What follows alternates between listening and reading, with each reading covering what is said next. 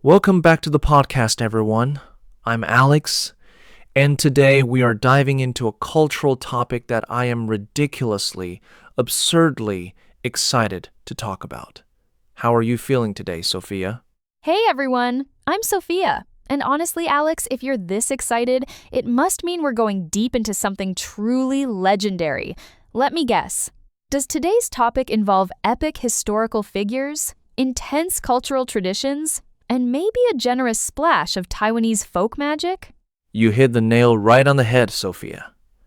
Today, we are taking a super deep dive into Taiwanese mythology, history, and folk religion. Specifically, we're exploring one of the most revered, most universally recognized, and most omnipresent deities in all of Taiwan.关聖帝君, universally known as Guan Gong. Guan Gong.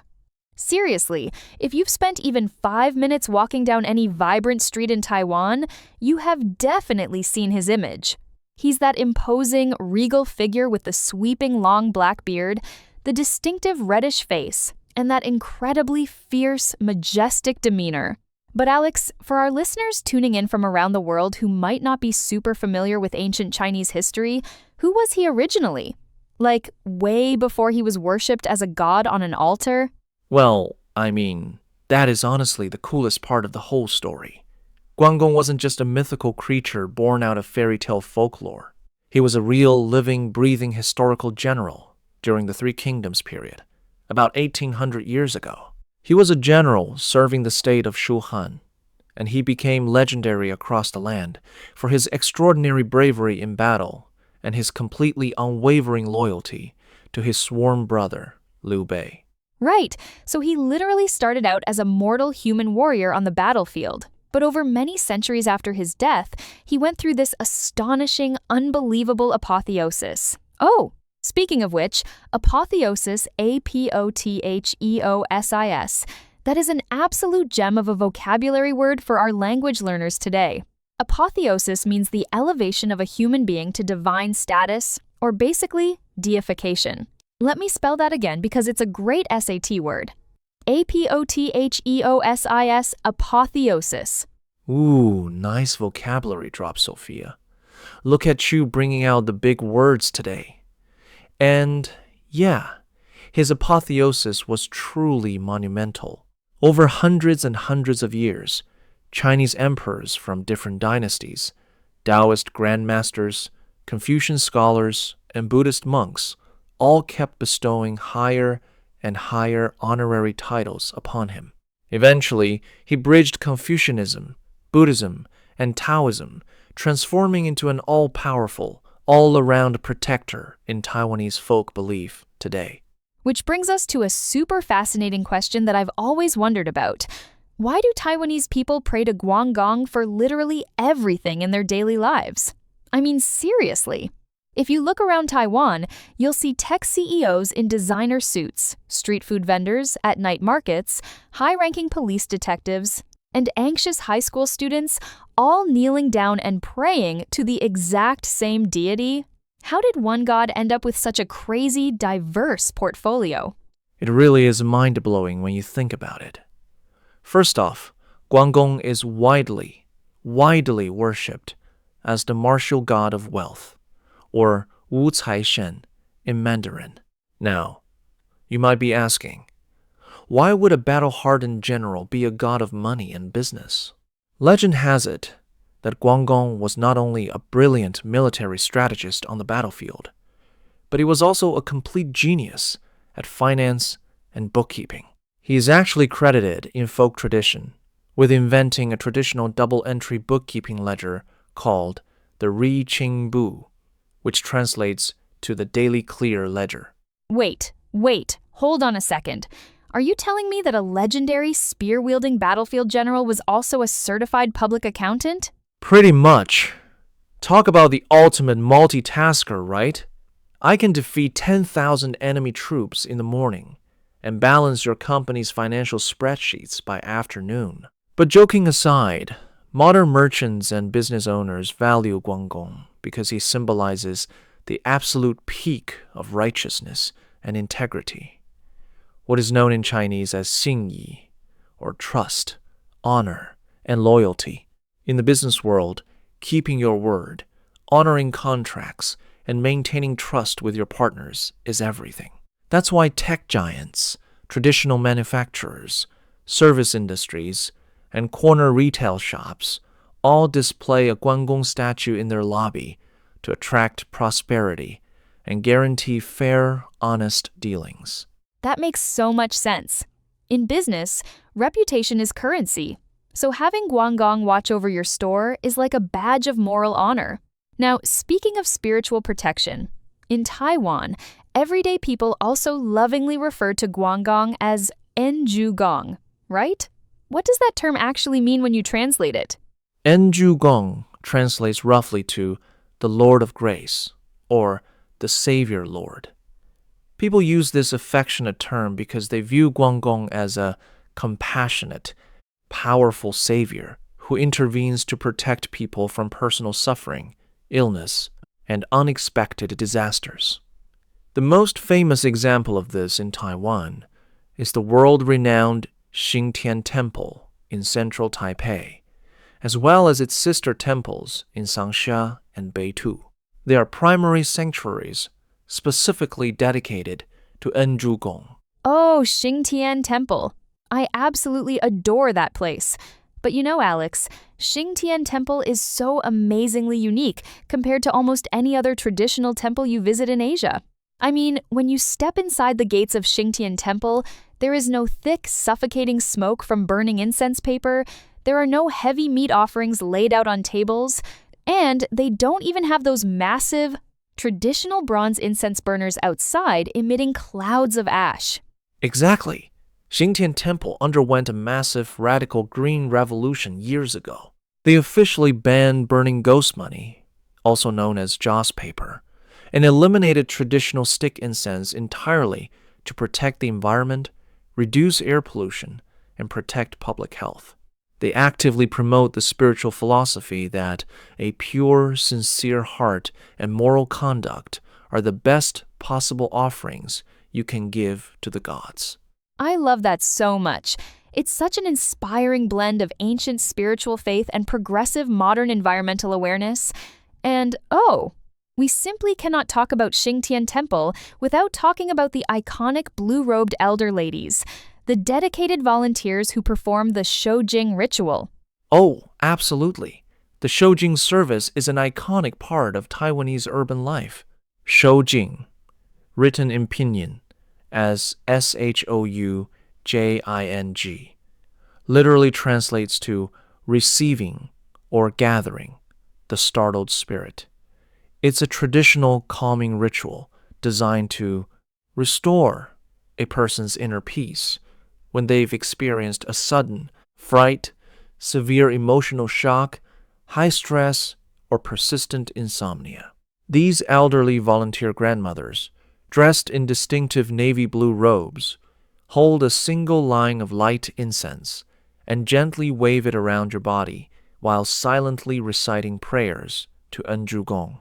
I've actually stood in line for Shoujing before during a super stressful exam week back in the day, and I swear, Alex, the serene atmosphere, the gentle rhythmic movements, and the focused kindness of those grandmothers instantly made me feel grounded and calm. It's like a deeply moving, free spiritual therapy session right in the heart of a buzzing metropolis. It truly is a profound psychological and emotional anchor for millions of locals. Now, Sophia, here comes a fascinating, hilarious contrast in Taiwanese culture. Guan Gong represents compassion, peace, and spiritual comfort at places like Xingtian Temple. But on the flip side, he is also the undisputed patron saint of police officers and, weirdly enough, rival gang members. Haha, yes. That is such a wild paradox. Can we pause and unpack that for a second? How on earth does the exact same God end up on the pedestals of both the law enforcement officers and the underworld criminal organizations? It sounds totally bizarre at first, right? But if you walk into almost any police precinct or detective office in Taiwan, you will almost certainly spot a majestic statue of Guan Gong sitting prominently on a bookshelf or dedicated altar. Police officers pray to him for immense physical courage, personal safety on dangerous calls, and the razor-sharp moral clarity needed to crack difficult criminal cases and suppress evil forces in society. Okay, that part makes total sense for police officers. But what about the gangsters? Why do local corner bosses and criminal syndicates revere him just as much? Well, because inside the underworld, the ultimate, unbreakable law, above all else, is intense, personal loyalty, and sworn brotherhood, what is culturally called yi qi.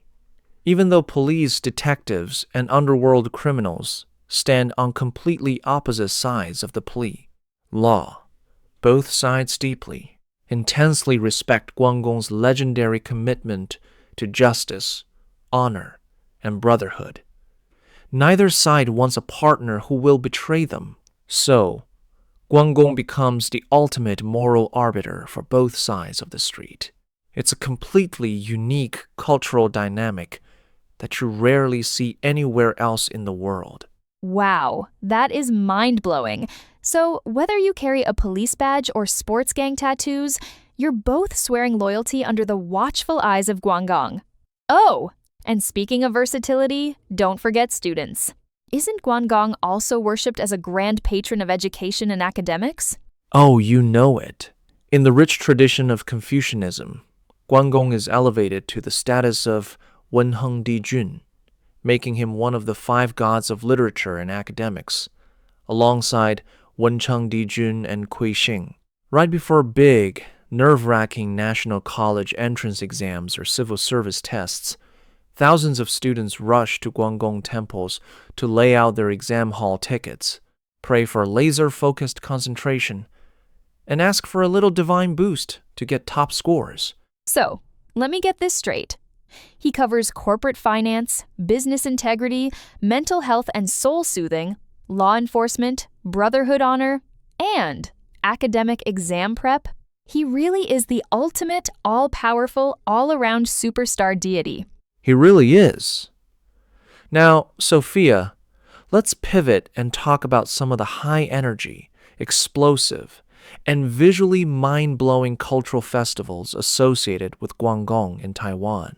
We absolutely must talk about the famous Yanshui Beehive Firecrackers in Tainan. Oh boy, the Yanshui Beehive Firecrackers. That festival is absolute madness in the best way possible. Let's spell beehive for our listeners. B-E-E-H-I-V-E. Beehive Firecrackers. Basically, imagine tens of thousands, sometimes hundreds of thousands, of live bottle rockets and firecrackers being launched simultaneously and horizontally directly into massive, dense crowds of people. For anyone listening right now who hasn't seen dramatic footage of this event, it looks like a sci-fi action movie or an intense battlefield.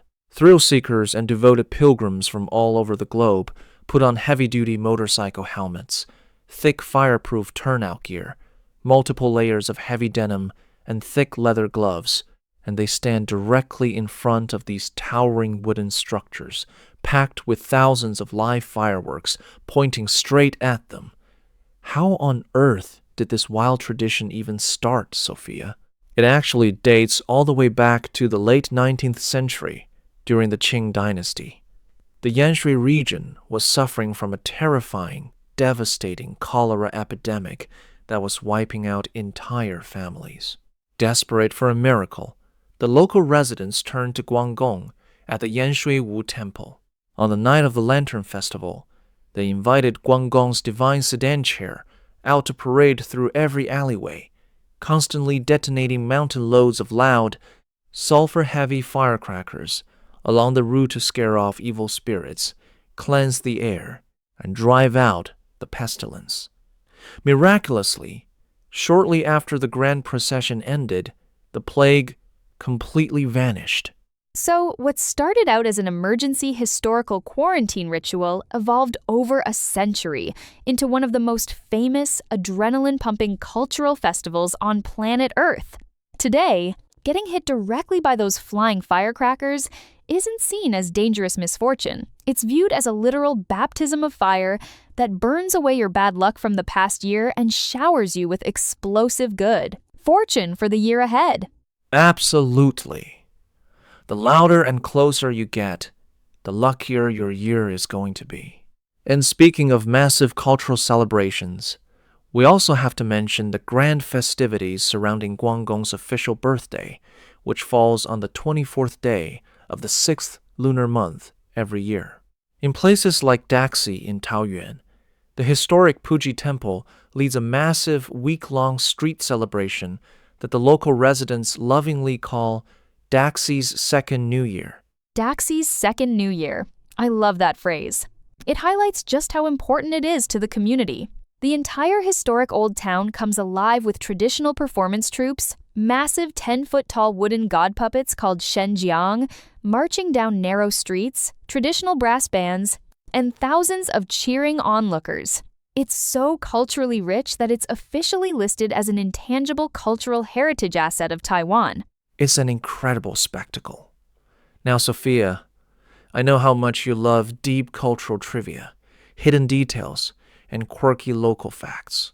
Can we dive into some of the lesser-known, fascinating rules regarding how people actually choose and position Guan Gong statues in their homes or businesses?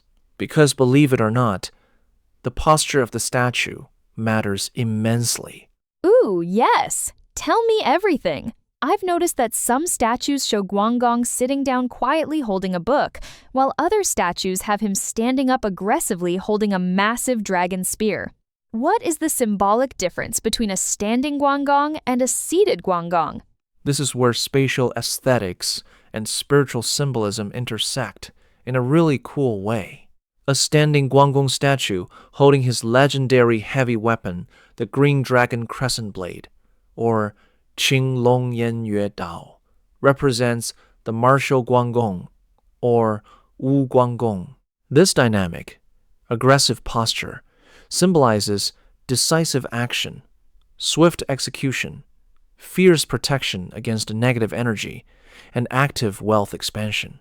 Naturally, this style is preferred by entrepreneurs opening brand new competitive markets, military commanders, police stations, or security firms. Ah! So if you're going out into the business battlefield to conquer new territory, you want the standing, weapon-wielding martial version. What about the seated version? A seated Guan Gong statue gracefully holding and reading an open historical book, specifically the ancient chronicles Spring and Autumn Annals. Or Chunqiu represents the literary Guan Gong, or Wen Guan Gong. This calm, intellectual posture symbolizes profound wisdom, long-term strategic planning, organizational stability, and rock-solid corporate integrity. This style is favored by scholars, writers, corporate executives, accountants, and established business owners who want to maintain long-term stability and steady growth. That makes complete sense. But wait, Alex, didn't you once mention to me that there's a super specific, spooky superstition regarding the Guan Gong statue reading a book? Something about his eyes or the time of day? Oh, you have an incredible memory, Sophia. Yes, that is a classic piece of Taiwanese folklore. Folk tradition warns that you have to be very careful if the statue depicts Guan Gong reading the book late at night with his eyes half closed or looking intensely sharp and fierce. In Taiwanese folk belief, a half-closed eye on a warrior deity signifies that he is preparing to draw his weapon or execute a harsh judgment. People believe that statues depicting this specific night-reading, sharp-eyed pose possess an energy field that is far too intense, sharp, and overwhelming for a normal household living room. If placed in an ordinary home, it might accidentally cause family arguments or restless tension. So those intense statues are almost exclusively reserved for public temples or large official spaces. Wow, that is such a subtle, nuanced detail. It really goes to show how deeply Taiwanese culture pays attention to spiritual balance, spatial harmony, and respect for divine energy. Now, Alex, I've been holding on to what might be the absolute biggest, most mind-blowing piece of religious trivia in this entire episode. Is it true that according to certain Taiwanese religious traditions, Guan Gong actually got promoted to become the literal ruler of heaven? Yes! It sounds completely shocking to people outside of Taiwan, but it's a core belief in local Fu Lu, or planchette writing and spirit medium traditions in Taiwanese Taoism. According to this unique belief system, the supreme ruler of the cosmos, the Jade Emperor, or Yu Huang Da Di, is actually not a permanent, static single deity who reigns for eternity. Instead, the position of Jade Emperor is viewed almost like a cosmic presidency, or a divine office that is held by extraordinarily enlightened, virtuous beings in rotation. Wait, the Jade Emperor is a rotating cosmic presidency? That is hands down the coolest mythological concept I have ever heard. Isn't that incredible? The tradition explains that when the 17th Jade Emperor completed his immensely long term of cosmic service, the Grand Council of Deities evaluated all the spirits in the universe to find a successor. Because of Guan Gong's unparalleled moral purity, centuries of selfless sacrifice for humanity, and absolute righteousness, he was officially chosen and elevated to step up as the 18th Jade Emperor. His official divine title in this supreme role is Xuanling Gao Shangdi. That is the ultimate career ladder climb in human history. Think about that journey for a second. He started as a mortal general in the Three Kingdoms era, 1,800 years ago, died on the battlefield, became a revered local spirit, got promoted to a god of war, then a god of wealth, then the Lord of Grace, and finally ascended to the absolute highest throne in the universe as the 18th Jade Emperor. What a biography! Talk about the ultimate spiritual resume. But you know, Sophia, when you strip away all the grand regal titles, the fiery festivals, the dramatic statues, and the cosmic legends, Guan Gong's deep, enduring presence in modern Taiwanese daily life really tells us something beautiful about the values of Taiwanese society. You mean timeless values like loyalty, moral righteousness, benevolence, physical courage, and rock-solid trustworthiness? Exactly what is summarized in traditional philosophy as 忠义仁勇信. In our fast-moving, high-tech, modern world, Guan Gong isn't just a dusty historic figure or a painted wooden statue sitting on a temple altar. He represents a timeless, unshakable moral compass. Whether it's a police detective looking for justice on a tough case, a small business owner promising honest goods to his customers, or a stressed student seeking quiet inner peace, Guan Gong embodies the safety, justice, order, and trust that people long for in their daily lives. That was beautifully said, Alex. Religion and culture in Taiwan are so dynamic, so living and breathing, yet so deeply rooted in historical continuity. It's truly a wondrous thing to observe and experience. It really is.